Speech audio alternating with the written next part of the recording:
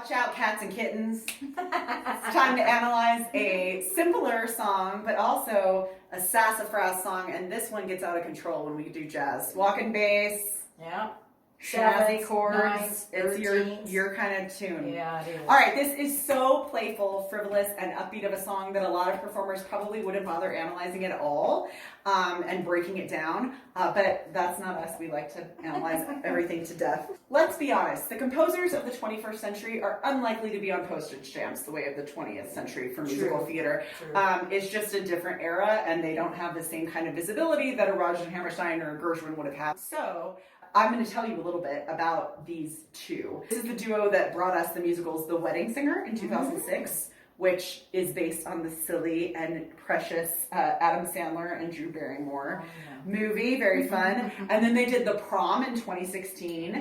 If you haven't checked it out, it is actually become a Netflix movie, straight to Netflix. Very cool. Has Meryl Streep, among other famous people you will recognize. Came out in 2020.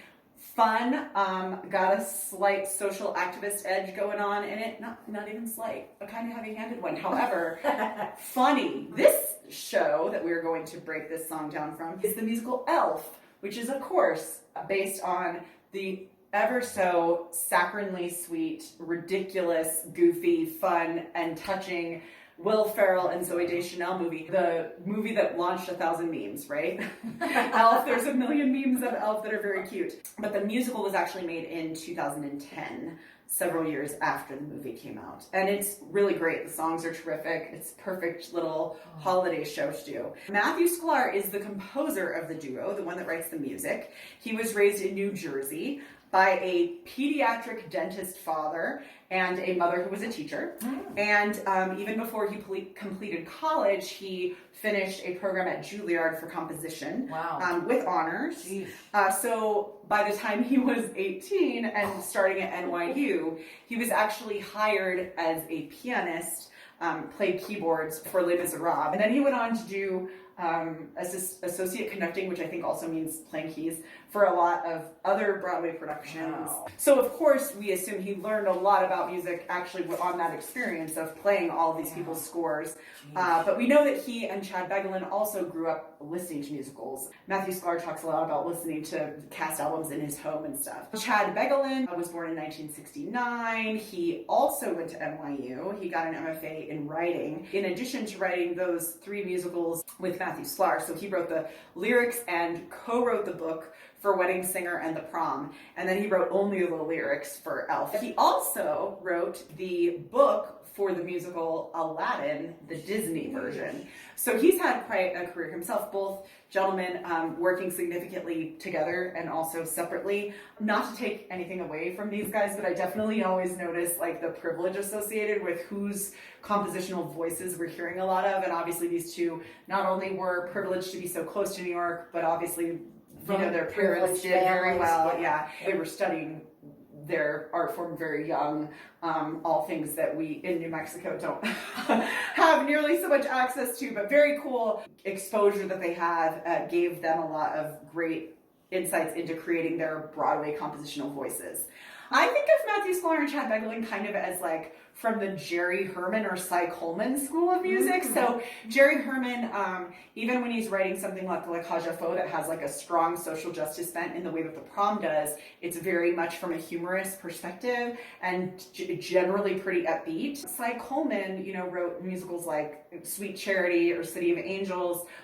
He's writing about seedy stuff, sex and sultry, kind of inappropriate or adult content, but it's done in a very Gwen Verdon like Cupid doll kind of way. So even though it's slick and modern and cosmopolitan, it's also sweet. So I think of when you perform this kind of material, kind of keeping in mind like a sort of almost Disney kind of tone, which I think a lot of the people who perform this do in terms of their diction. They keep like a really youthful sound and also kind of a forward placed sound so that it sounds almost like kids are singing the material even when it's adults singing the material. Because this duo was raised on musical theater, they still structurally imitate a lot of things about musicals. So the beginning of this has like a recity type section. It actually says torchy at the top of the music. So it starts with a sort of torch songy kind of intro.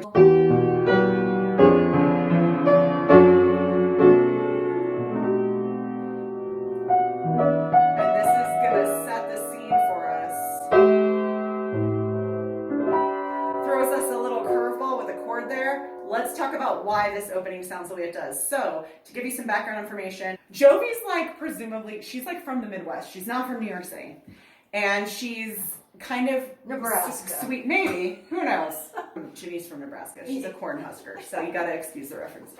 She is kind of sweet and naive, and so she's moved to the big city, and she hasn't really fallen in love with it to the degree that she thought she would. Things have been a little bit rough. So we have this cosmopolitan feel to the beginning, this like, you know, sultry thing, but also she's been sitting outside of Tavern on the Green on Christmas Eve for several hours, waiting for her date with Buddy, the elf. So this is a full-grown man who believes that he is an elf.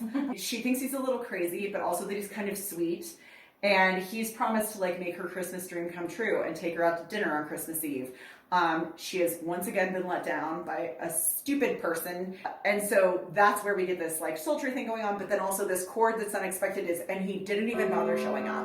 But the scathing anger is not going to be too intense ever. It's going to be kind of comedic because it's Sklar and Beguelin, right? It's kind of this like Disney-esque tone.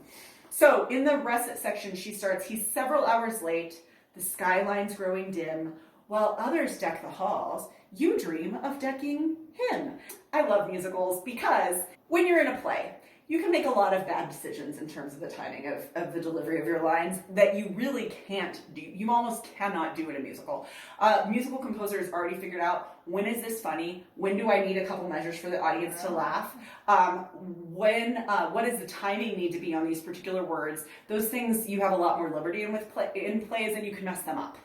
In this, you can get in the way of the lyric a little bit, but for the most part, it's, he's several hours late, ding, the skyline's growing dim, ding, while others deck the halls, ding, you dream of decking him, and it gives us this little break that knows where the humor's going to be. It fills in a lot of sassafras and fun so that people can laugh. They have the opening to laugh, but it's not empty space that they need to fill with laughter, right? Very smart composition. Ginny has a really funky, fun part going. One, she gets to do a lot of walking bass, which she loves, just so we can...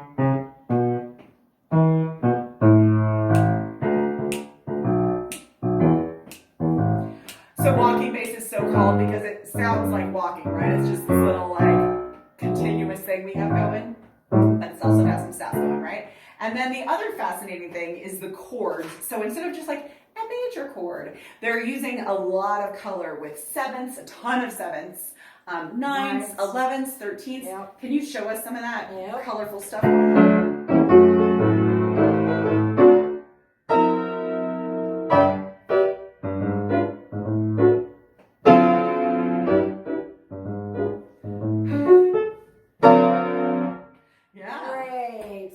So really, chords where instead of just a root, a third, and a fifth, we're stacking sevens, nines, 11s, 13s. Yes. They just keep stacking. And as you continue building a chord like that, you end up with notes that sound a little dissonant, dissonant, or kind of tense, which makes for excitement when it comes to us sassy. Yeah, like that particular chord, he's got an F sharp in the left hand, but he's got an F natural in the right hand. So that's obvious going to be a dissonant. And it sounds so cool. It's also a leading tone into the next chord structure. Very fun. I love this music. So then Jovi, who is, again, not from the city, she has a more straight line against what Ginny is doing. So rhythmically, she does, my choice in men has always been pathetic, I suppose. And we have the guy who stole my credit cards, right? Instead of the guy who stole my credit card. It's not this sassy stuff because she's not there. She's angry and trying to control it, and she's also a little naive and not from the city, right? So she's got this different feeling.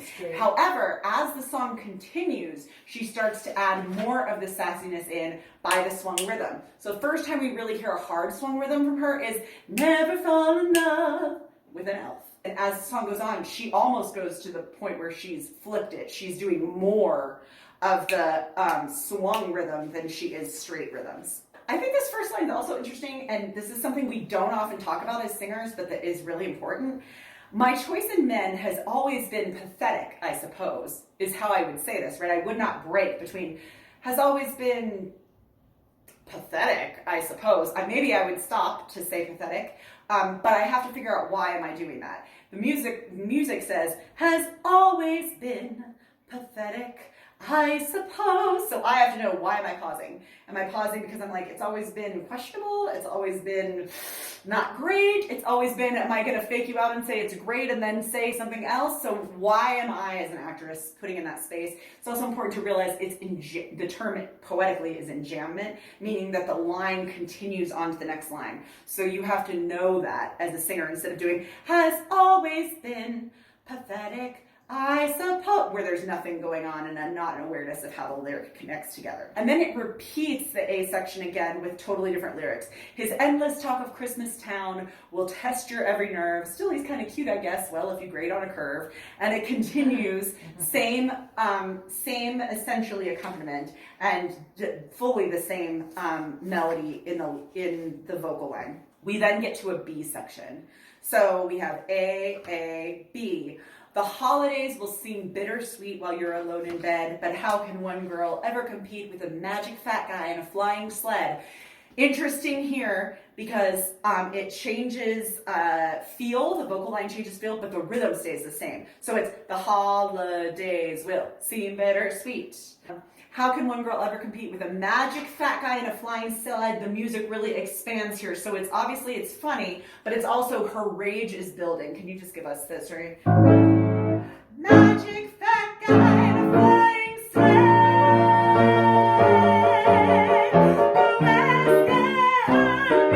Now, if we were in a big Broadway number, this is the kick line build, right? We hear that expansion and the and we often, when we're in an audience, applaud for those moments because I'm very excited. But here they're giving Jovi all the power and using the music to really enforce her emotional build and frustration. Here, it's interesting to me that the final part of this has her belting in what I would, maybe not for everybody, for me, uncomfortable range. Like it gets too high to really belt pretty, and it also gets too high. It's a vowel that is impossible to sing pretty. So we get never fall in love, and we get with and 1, 2, 3, and we come in on the and of 3, which is weird. So we have a long delay, and it's a really high belted note, but you also can't look very pretty while you're going right? So she's angry. So to me, you really have to play with that at the end of the song.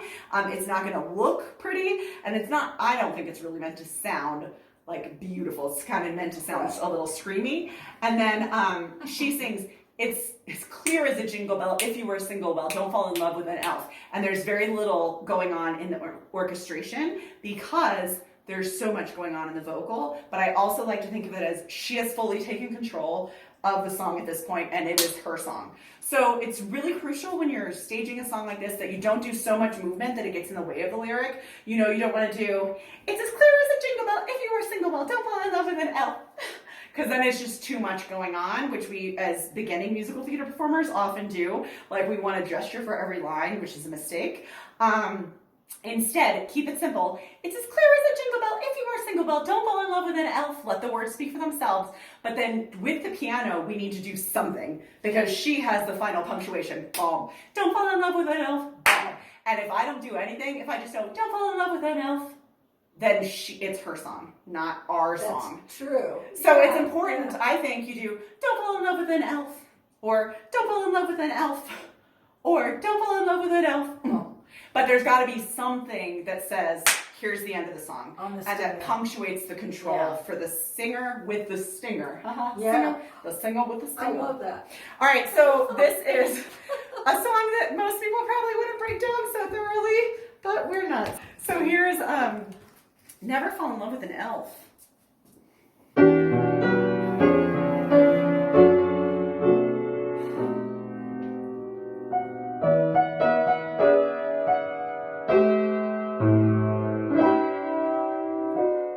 He's several hours late, the skyline's growing dim, while others deck the halls, you dream of decking him.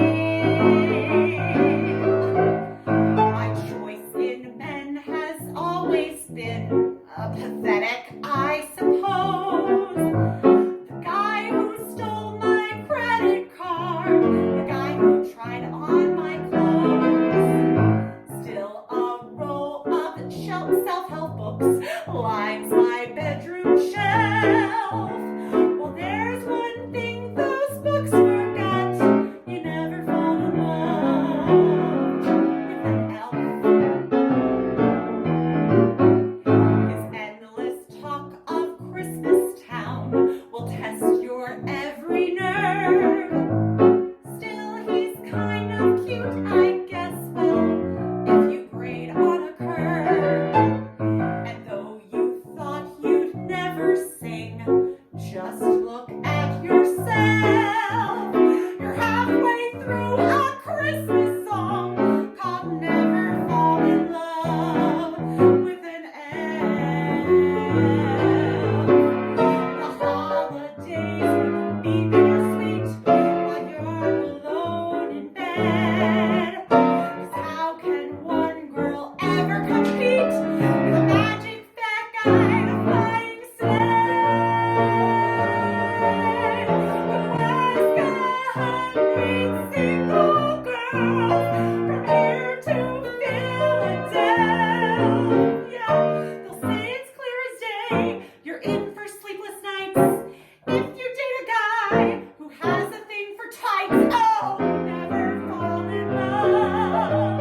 Oh, never fall in love. Never fall in love with an elf.